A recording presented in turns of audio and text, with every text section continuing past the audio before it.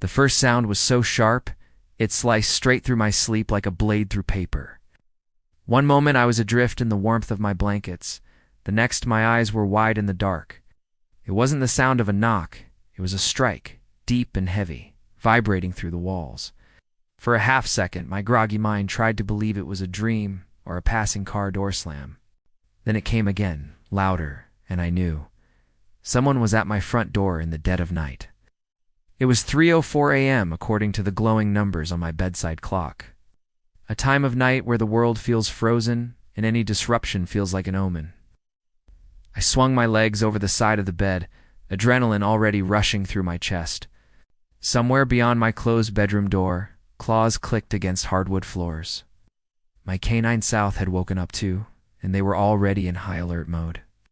The third bang was the loudest yet, followed by a muffled, angry voice. I couldn't make out the words, but the tone was demanding, almost scolding. The dogs barked sharply, deep and guttural, their hackles rising in silhouette. I crept toward the front hallway, my bare feet cold against the wooden planks. Another metallic rattle came from the door. Someone was trying a key. At first, my mind scrambled for logical explanations. A neighbor in trouble? A family emergency? A confused stranger? But that metallic scrape wasn't desperation. It was frustration. Whoever it was thought they belonged here and couldn't understand why they were locked out. The dogs began pacing between me and the door, ears pinned forward like arrows. The lock clicked faintly, but not enough to turn. My deadbolt was holding. Then the voice became clearer through the thin barrier of wood and metal. "Open up! This is an HOA emergency inspection," the woman barked. Her tone was dripping with authority she thought she possessed. I knew that voice I'd heard. It at countless HOA meetings. Karen, the self-appointed queen of our Homeowners Association. She wasn't technically the president, but she acted like it. For years, she'd made life miserable for half the neighborhood. Her crusades had ranged from banning front yard flags to regulating porch furniture color, and now, apparently, she believed she could show up at my door in the middle of the night. A cold, tight anger replaced my initial confusion. Karen wasn't here by accident. She was here on a mission. She fully expected to waltz right in. But my locks weren't standard. I'd replaced them after our last interaction. I stepped closer to the door, the dogs flanking me like trained sentinels. Through the peephole, her face was inches away from the doorframe. Her hair was wild, like she'd just gotten out of bed herself. She was holding a ring of keys in one, hand and pounding with the other. Behind her, the street lamp painted her in an eerie, pale orange glow. Her lips were moving quickly, muttering between each heavy knock. "This is official HOA business," she yelled, shaking the keys at the lock. The dogs' growls deepened until they became a low, rumbling thunder. I didn't open the door, but my silence seemed to enrage her further. She planted her foot against the bottom panel and kicked hard. The door frame shuddered, and I felt it through the floorboards. By now, my heart was pounding loud enough to match the dog's barking. But my fear wasn't for myself. It was for what might happen if she kept pushing. My canine South weren't just pets. They were trained protectors. If that door came open, even an inch, Karen wouldn't stand a chance. She had no idea what she was, playing with another kick. It's time the sound of splitting wood followed. Karen cursed under her breath, fumbling with the keys again. Her muttering turned into a frustrated shout. "Why won't this damn thing work?" The dogs lunged forward, nails scraping against the floor as they snapped at the air. I raised my voice finally. "Step away from my door, Karen." She froze, her head tilting toward the sound of my voice. Even through the barrier, I could see the flicker of arrogance in her eyes. "HOA rules give me the right to enter in an emergency," she said firmly. "This isn't an emergency," I shot back, my voice cold. "It is if I say it is," she answered, as if that settled the matter. That sentence crystallized everything. I already knew about her. Karen didn't see herself as a neighbor. She saw herself as an enforcer. Her idea of authority came not from actual laws, but from her own ego. The problem was I wasn't one of the people who bowed to her theatrics. And tonight, she was about to learn that in a way she'd never forget. The dogs pressed closer to the door. their breath hot against the wood. One gave a sharp, snapping bark that made Karen take a step back. I could hear the hesitation and the pause that followed. She wasn't scared yet, but the first seeds of doubt had been planted. I wanted them to grow. "You need to leave now," I said, my voice cutting through the dog's growls. "This is your last warning before I call the police." "You wouldn't dare," she said, but her tone wavered slightly. Her keys jingled nervously in her hand, the metallic sound betraying her. The dogs began pacing faster, sensing the tension. Instead of leaving, she decided to double down. Another kick hit the door, followed by an even louder one. The wood groaned, but still held. My reinforced frame was earning its keep. Behind me, the phone sat on the counter, already within reach. I grabbed it, never taking my eyes off the peephole. "I'm calling them," I said, loud enough for her to hear. Karen scoffed. "Go ahead, they'll side with me." Kind of delusional confidence only she could muster. The dog's barking hit a fever pitch, echoing in the hallway. That sound finally seemed to rattle her composure. She stepped back fully, finally out of direct view of the peephole. For a brief second, I thought she might leave. But instead her voice came again, quieter, but still sharp. "You think you can ignore HOA rules? You'll regret this?" I didn't bother answering, the phone was already ringing. When the dispatcher answered, my words came quickly and clearly. "Yes, I have someone attempting to force entry into my home." I gave the address, described her, and mentioned the kicks and key attempts.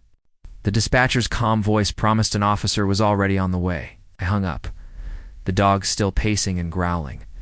2 minutes felt like 20 as I stood there, muscles taut.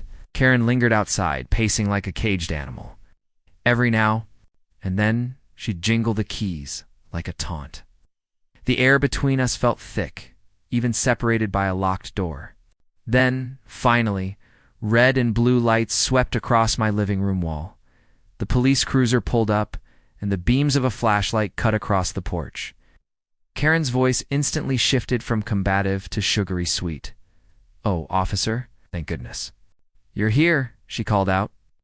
I unlocked the door just enough to open it a crack, dogs still behind me. "She's been trying to break into my house," I said flatly. The officer looked between us, his brow furrowing. "Ma'am, do you live here?" he asked her. "Well, no, but I'm on the HOA board," and she began. "That doesn't give you the right to enter someone's home," he interrupted. His tone was firm, leaving no room for her argument. Karen's mouth opened, then closed, like she was chewing invisible words. Her gaze flicked toward the dogs, who were still watching intently. For the first time that night, I saw real fear in her eyes. It wasn't the law that scared her, it was the animals behind me. Predators recognize predators, even in human form. The officer took her aside, speaking low, but serious. Her arms folded, her lips pressed thin, but she didn't argue again. Eventually, she turned and walked toward the street lamp's glow. The keys jingled one last time before she stuffed them into her pocket. When she finally disappeared into the darkness, I exhaled. The dogs relaxed instantly, tails wagging like the danger had passed. I knelt down, scratching behind their ears in gratitude. "You did good," I whispered, their warm fur under my hands. Outside, the officer returned, giving me a short nod. "She won't be bothering you again tonight," he said. But I knew Karen, she wouldn't let this go so easily. The difference now was that she understood the stakes. No HOA emergency was worth a face-to-face with 2 trained canines south. She'd underestimated me for the last time. As I locked the door again, I smiled. The morning after felt strangely quiet, like the world had been reset overnight. The sun poured through the blinds, chasing away the shadows of last night's chaos.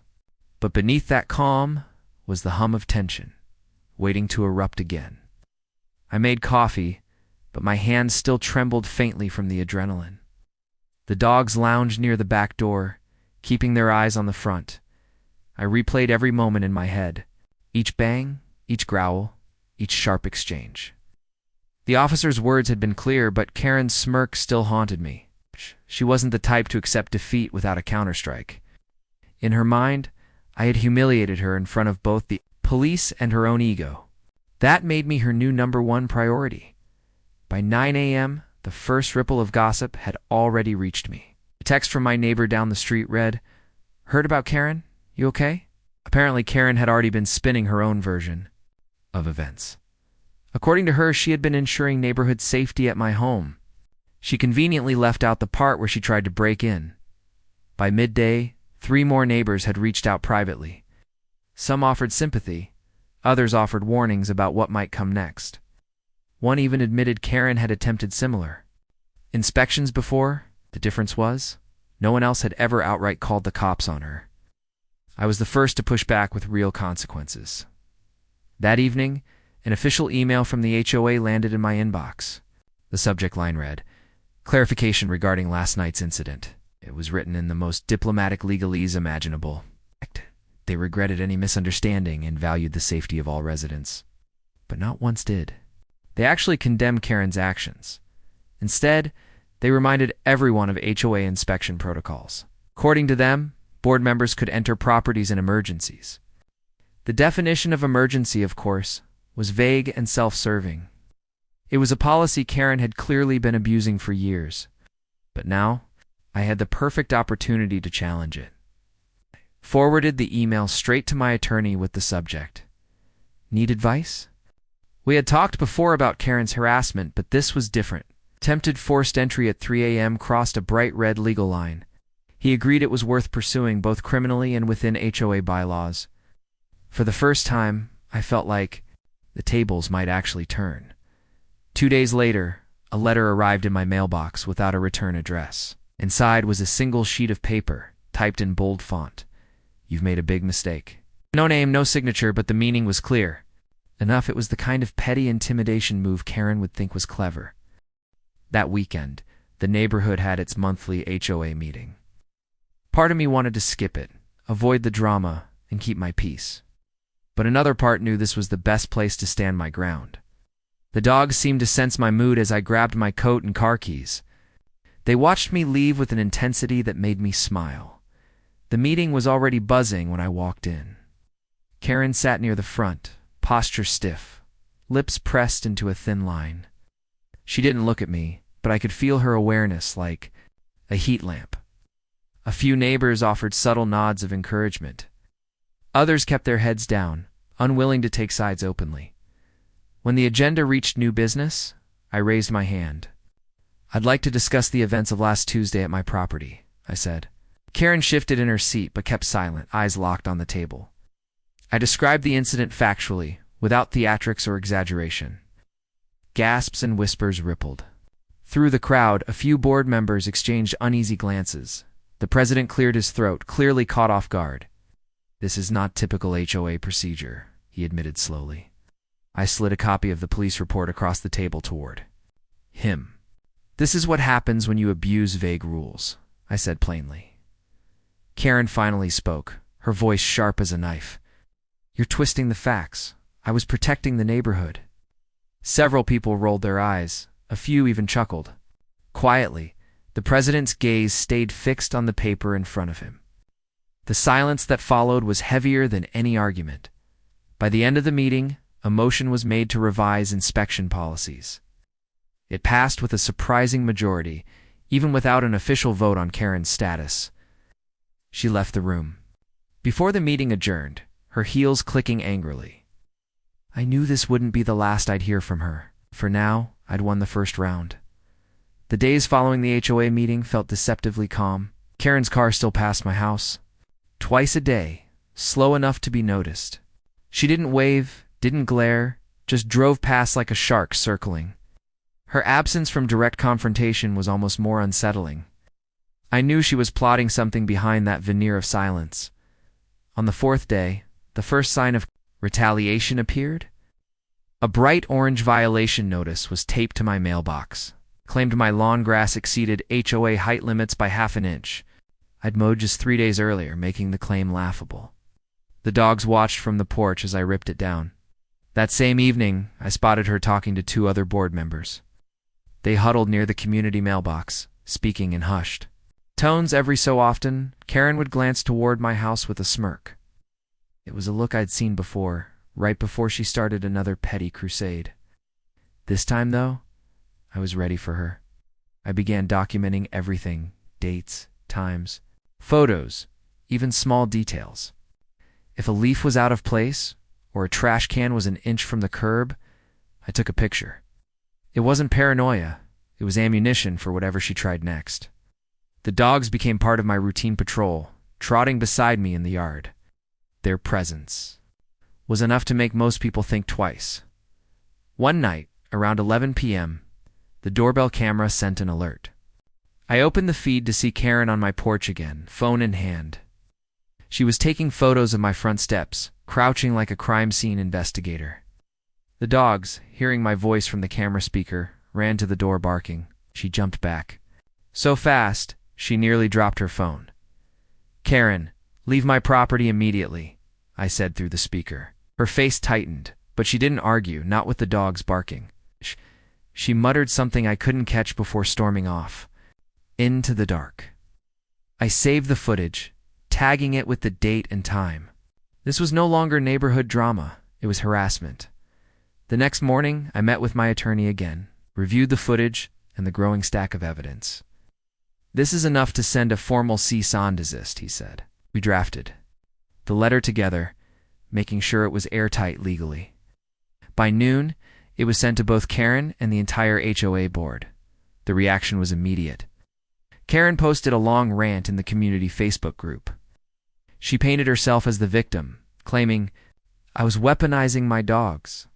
The comments section lit up, half supporting her, half calling her out. It was the most engagement our HOA page had ever seen. For me, it wasn't about online battles. I was focused on the legal path and protecting my home. The cease and desist was clear. Any further harassment would lead to court. Karen's pride might have been wounded, but her arrogance was still intact. She wasn't going to stop until she was forced to. 1 week later, the real breaking point arrived. A certified letter from the HOA appeared in my mailbox. It stated that due to ongoing concerns, an inspection of my property was scheduled. The date? Less than 48 hours away. The signature at the bottom: Karen's. The morning of the so-called inspection started with an edge in the air. The sky was overcast, the light flat and cold, like the world was holding its breath. Even the dogs seemed more alert, pacing near the front window. I'd set up 2 cameras in addition to the doorbell feed, if Karen was going to play games. I wanted every second on record. The HOA notice claimed the inspection would happen, sometime between 9 and 5. That vague window was clearly meant to keep me on edge all day. I went about my chores, but my focus never drifted far from the front yard. The dogs followed me from room to room, shadows in canine form. Every sound from outside made their ears twitch and tails stiffen. At 10:17 a.m., the doorbell camera pinged. Karen's SUV had pulled up at the curb, its engine idling loudly. She stepped out in a blazer 2 sizes too small, clipboard in hand. 2 other HOA board members trailed behind her like reluctant bodyguards. The dogs moved to the door without me saying a word. I cracked the blinds to watch them march up my walkway. Karen was already pointing at the flower beds, writing something down. Her 2 companions exchanged a look that said they'd rather be anywhere else. The closer they got to the door, the louder the dog's growls became. By the time she knocked, the sound was a low, rolling thunder. Her knock wasn't polite. It was the kind that demanded compliance. 3 sharp raps, followed by the door handle being jiggled. I opened the door just enough to block the gap with my body. "State your purpose," I said flatly, keeping my voice calm. "This is the scheduled HOA inspection," she replied. "All fake authority. Then you can stay outside and make your observations from the sidewalk." Her eyes narrowed and she shifted the clipboard against her chest. "Per HOA policy, we may enter the property to verify compliance." "Per state law, that would be trespassing," I countered without hesitation. One of the other board members glanced nervously between us. Karen's lips curled into something between a smirk and a sneer. "You really want to play lawyer today?" she asked, voice dripping with condescension. "Only if you want to play criminal," I said, meeting her stare without flinching. The dogs' heads poked out from behind my legs, their eyes locked on her. For the first time, she actually took a step back. Control your animals, she snapped, masking her retreat with indignation. They are controlled, I replied, and they're on my property, unlike you. Her companions shifted uncomfortably, clearly regretting this errand. Karen tried to recover her footing by flipping through her clipboard. Fine, we'll start with the exterior, but I will be noting your non-cooperation. Right. Note whatever you want. It doesn't change the law, I said. I stayed in the doorway, watching as she moved toward the side gate. The dogs tracked her every step, their bodies rigid and ready. When she reached for the latch, I cleared my throat loudly. Gate's locked, and it stays that way without a warrant. She turned slowly, her eyes daring me to challenge her further. This isn't over, she said, voice low and tight. Good, I replied, because I'm just getting started. I lifted my phone and deliberately filmed her from the doorway. Her companions shifted again, both now looking anywhere but at me. Karen made a show of scribbling something on her clipboard. The performance was for my benefit, but it rang hollow. She checked my mailbox, my driveway, even the storm drain in front of my yard. Anything to find some petty infraction she could weaponize later. The dogs followed her progress from window to window. 20 minutes passed like that, her circling, writing, posturing. I didn't move from my spot at the front door. Every so often, the dogs would bark once, deep and resonant. Each bark seemed to shave a little more confidence from her posture. By the time she reached her SUV again, her shoulders were stiff with frustration, but she wasn't done, not by a long shot. Before leaving, she turned and raised her voice so the whole street could hear. This property will be under review at the next board meeting, she announced. A curtain in the house across the street shifted as a neighbor peeked out. I smiled without humor, letting her words hang in the air. Once they were gone, I immediately saved all camera footage. 2 angles had caught her trying the side gate latch, clear as day. That alone was enough to prove intent, if things escalated. I emailed the clips to my attorney with the subject, inspection, attempt, evidence. Within the hour, he replied, got it, let's move to the next step. That afternoon, I received 3 texts from neighbors. Each said some version of, saw what happened, Karen's out of control. One even offered to write a statement. About the gate incident, a quiet undercurrent of support in the neighborhood was growing. Karen didn't realize it yet, but she was losing her audience. Still, I knew she wouldn't quit until she was forced to. That's the thing about people like her. They double down under pressure. But the more she pushed, the more I could document.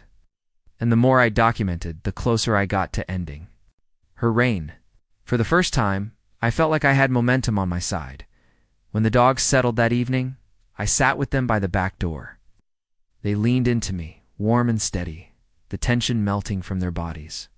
Good work today, I murmured, scratching behind their ears.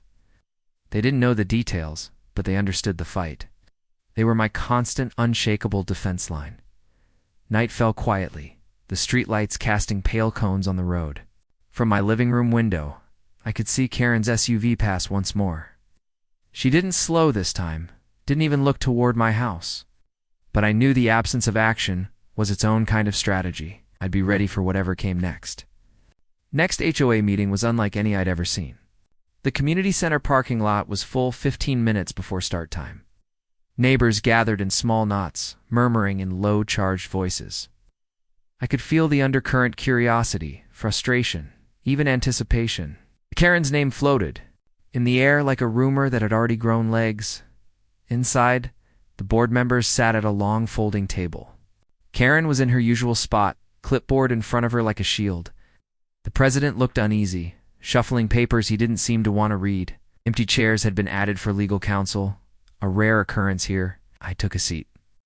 In the second row, my phone ready to record. When the meeting opened, the first items were routine. Street repairs, landscaping budgets, the usual neighborly tedium, but the real reason everyone was here came soon enough.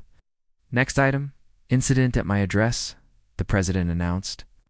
A ripple of movement went through the room as heads turned toward me. Karen jumped in before anyone else could speak. This homeowner has repeatedly obstructed HOA procedures, she began. Her voice was firm, but her eyes darted toward the crowd's reaction. I let her talk, my attorney's advice echoing in my head, "Don't interrupt." The more rope she took, the better. She laid out her story, selective, self-serving, and brittle. Words like known compliance and hostile environment peppered her speech. Her companions from the inspection sat stiffly, avoiding eye contact. It was clear they weren't willing to back her as strongly as she hoped. When she finished, the silence was thick enough to press on my chest. Then I stood, phone in one hand, folder in the other. "I'd like to present my version of events," I said clearly. From the first 3 a.m. incident to the recent inspection attempt, I laid it out. I spoke calmly, letting the facts do the heavy lifting. Every so often, I saw heads in the audience nod in quiet agreement. When I mentioned the police report, I handed copies to the board. Gasps followed when I played the video of her kicking my door. Murmurs rose at the footage of her trying the side gate latch. Karen shifted in her seat, the color draining from her face. Her smirk was long gone. One neighbor stood up mid-meeting to add his own account. He described how Karen had harassed him over a bird bath placement. Another spoke about her photographing his children without consent. Each voice added weight to the growing pile of grievances. By now, the board's discomfort had turned to something harder: resolve. The president finally cleared his throat. "This board will not tolerate actions that cross legal boundaries," he said. There was no mistaking the pointed glance he gave Karen. A motion was introduced to remove her from inspection duties entirely. The vote was unanimous. Karen's lips pressed into a bloodless line as the result was read. She didn't stand, didn't speak, just gathered her clipboard. In silence, for someone so loud, the quiet was almost shocking. She walked out of the meeting without looking back. The door's slow close felt like a chapter ending. Afterward, neighbors I'd never spoken to came up to thank me. Some admitted they'd been too intimidated to confront her before. Others offered to help with any future HOA policy revisions. The air felt lighter, like a storm had finally broken. Even my dogs seemed calmer when I got home that night. But deep down, I knew Karen's story in this neighborhood wasn't truly over. People like her rarely disappear without one last act of defiance. The question was no longer if she'd try something again, but when. And if she did, I was ready. After all, I had my evidence, my allies, and my dogs. For a few weeks after the boardroom showdown, the neighborhood felt calm. Karen's SUV still appeared now and then, but she kept her distance. I let myself believe she'd finally learned to stay in her lane. The dogs resumed their normal routines, patrolling the yard lazily. But under the surface, I knew her silence was just another tactic. The first sign came on a rainy Thursday morning. I woke to find my trash cans tipped over and garbage strewn across the driveway. The dogs barked wildly as I stepped outside to clean the mess. Mixed in with the debris was something deliberate, a torn HOA notice. It wasn't addressed to me, but the name on it was Karen's. That same afternoon, my doorbell camera pinged. A man I didn't recognize was at my gate, measuring with a tape. When I stepped outside to confront him, he handed me a paper. "Survey for property violation complaint," he said quickly, then left. The complaint listed over a dozen infractions. All absurd. I knew immediately whose fingerprints were all over this. Karen had found a new way to weaponize the HOA process. Instead of showing up herself, she'd filed an anonymous complaint, but anonymity is a fragile thing in a small neighborhood. By dinner, 2 different neighbors had confirmed it was her. The next day, my attorney filed a formal harassment complaint. We attached every photo, video, and record from the past months. This time, the evidence told a complete, damning story. Not just one bad night, but a pattern of obsessive targeting. The case was strong enough to warrant a restraining order. When the order was served, Karen's face was pale and tight. She took the papers without a word, her eyes sharp and calculating. Even then, I could see the gears turning in her mind. She wasn't the type to show defeat, even when cornered. But the law was no longer something she could sidestep. Her last move came 2 nights later, just after midnight. Ow me. Through the blinds, I caught the flicker of a flashlight in my yard. The doorbell camera confirmed it. Karen hooed up, trying my gate again. She froze when the dogs launched at the fence with snarls. I didn't yell this time. I called the police immediately. They arrived within minutes, catching her still on the property. The body cam footage showed her claiming she'd dropped something. It was a weak lie that didn't survive more than a few questions. She was cited for trespassing on the spot. The next HOA meeting came without her at the table. Word spread quickly. She'd resigned from the board entirely. Some said it was voluntary. Others swore it was a quiet ultimatum. Either way, her authority was gone, and her shadow had lifted. The neighborhood seemed brighter in her absence. That night, I sat on the porch with my dogs, watching the street. The air was cool, the silence unbroken, except for distant crickets. For the first time in months, I felt the tension leave my shoulders. Karen was no longer a looming threat, just a bad memory. And I had the proof, the peace, and the pups to thank for it. Weeks turned into months without another Karen sighting. Her house sold quietly, the moving truck arriving before sunrise. Some said she'd taken a job in another state. Others whispered legal trouble. Whatever the truth, her absence was the best gift the HOA ever gave me.